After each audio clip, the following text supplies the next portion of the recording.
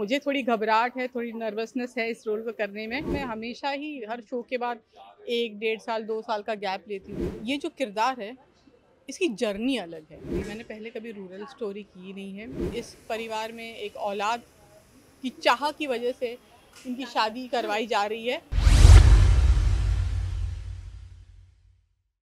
आज हमारे साथ हैं बहुत ही स्पेशल गेस्ट संगीता घोष जी, जो इस काफ़ी अलग फ्लेवर में नज़र आने वाली हैं। सबसे पहले welcome on Bharat 24 and first India. Thank you so much. साझा सिंदूर है आपके शो का नाम, अपने आप में बहुत कुछ कहता है। तो क्या कुछ कहना है अपने कैरेक्टर के बारे में, अपने शो के बारे में? सबसे पहले तो मैं लोगों को ये कहना चाहूँगी कि ये जो किरदार मैं कर रही हूँ साझा सिंदूर में सरोज का, ये एंटागनिस्ट है, प्रोटैगनिस्ट नहीं है। लेकिन काफ़ी लेयर्ड है और इसकी बैक स्टोरी बहुत तगड़ी है और काफ़ी कॉम्प्लेक्स कैरेक्टर है। तो मुझे थोड़ी घबराहट है, थोड़ी नर्वसनेस है इस रोल को करने में, लेकिन सीन्स बड़े मज़ेदार लिख के आ रहे हैं, तो मैं बहुत एंजॉय कर रही हूँ।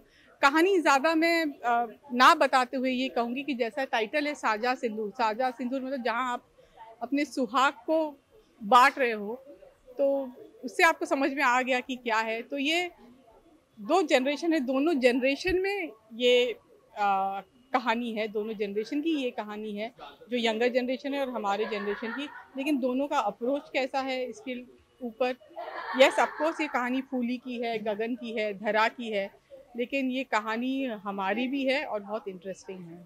कितना चैलेंजिंग रहा है जो नया शो आप कर रहे हैं साझा सिंदूर, काफ़ी टाइम बाद आपने शो की तो?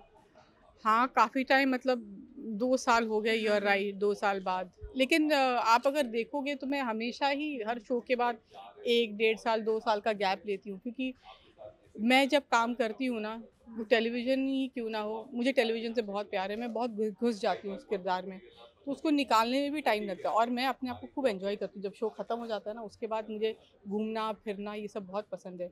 तो मेरे लिए वो कमबैक नहीं होता, by God's grace, and I think जो भी रेपुटेशन है, प्रोफेशनलिज्म है मेरी, उस वजह से काम के ऑफ़र्स तो आते ही रहते हैं, लेकिन मैं हमेशा गैप लेना पसंद करती हूँ। So it was great. Nandita और भैरवी को मैं शुरू से ही जानती थी, जो इस चैनल के प्रोड्यूसर जो इस शो के प्रोड्यूसर्स हैं, उनको मैं शुरुआत से जानती थी। तो उन्होंने जब शो ऑफ़र किया, एवरीथिंग फेल इनटू प्लेस, तो कर लिया मैंने। आपने एक से बढ़कर एक शो दिया, आज भी आपके कैरेक्टर को लोग याद करते हैं। हाँ, आपने एक से बढ़कर एक शो किए, आपके किरदार को आज भी याद किया जाता है। तो ये वाला किरदार कितना चैलेंजिंग रहा आपके लिए और क्या कुछ अलग होगा? देखिए, जो इंसान के इमोशंस बेसिक होते हैं, वो वही होते हैं। आपको प्यार आता है, गुस्सा आता है, तकलीफ़ होती है, दुखी होते हो, पर ये जो किरदार है, इसकी जर्नी अलग है, माइंडसेट अलग है। अब मैं जो हूँ, मैं रोऊँगी तो वैसे ही रोऊँगी, मैं आपकी तरह नहीं रो सकती, जैसे मैं रोती हूँ वैसे ही रोऊँगी। हाँ, लेकिन मैं अपना लहज़ा बदल सकती हूँ, अपने बात करने का तरीका बदल सकती हूँ। सरोज मेरे लिए चैलेंजिंग इसलिए क्योंकि एक तो एक इट्स अ रूरल स्टोरी, मैंने पहले कभी रूरल स्टोरी की नहीं है और इसके इतने लेयर्स हैं और इतने कॉम्प्लेक्स है। मैंने इतना कॉम्प्लेक्स कैरेक्टर नहीं किया है पहले जितना सरोज है, और जैसे जैसे मैं रोज़ शूटिंग करती जाती हूँ, मुझे कुछ नई नई चीज़ें आती है कि ये भी कर लो तो अच्छा होगा या ये कर लो। मैं इसको रियल बनाने की कोशिश कर रही हूँ। मैं लार्जर देन लाइफ एंटागनिस्ट भी नहीं बनाना चाहती हूँ। एक उसके हिसाब से वो पीड़ित है, बाकियों के हिसाब से शायद वो पीड़ित नहीं है, पर सरोज के हिसाब से सरोज एक पीड़ित है और उसके साथ गलत हुआ है और वो अपनी चीज़ों को सही करना चाहती है। अब उसके तरीके क्या है, वो मज़ेदार होंगे, उसके तरीके क्या है, वो उसकी जर्नी है, और कहानी में वो किस तरह से अपना सिक्का जमाती है, ये लोगों को देखने में मज़ा आएगा। जैसा ये शो है कि एक औलाद के लिए दूसरी शादी, एक प्रथा, तो ऐसे शो बहुत पहले भी आए हैं, तो आपका शो कितना अलग है कि ऑडियंस उससे कनेक्ट हो पाएगी? ये एक जर्म है सर कि औलाद चाहिए, उसके लिए दूसरी शादी करें, ये एक जर्म है, कहानी की शुरुआत है।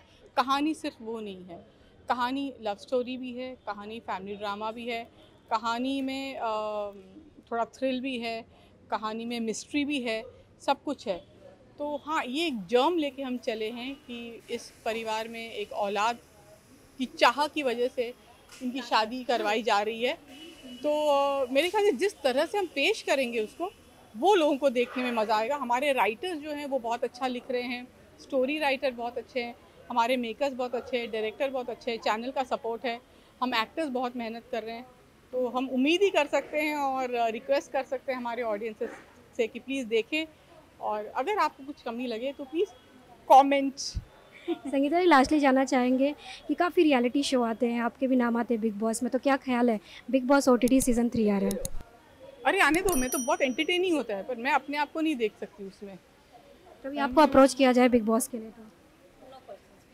हाँ, मतलब अभी तो इसकी बात करते हैं, लेकिन जब होगा तब देखेंगे, अभी से क्या सोचना। थैंक यू सो मच हमसे बात करने के लिए। Thank you.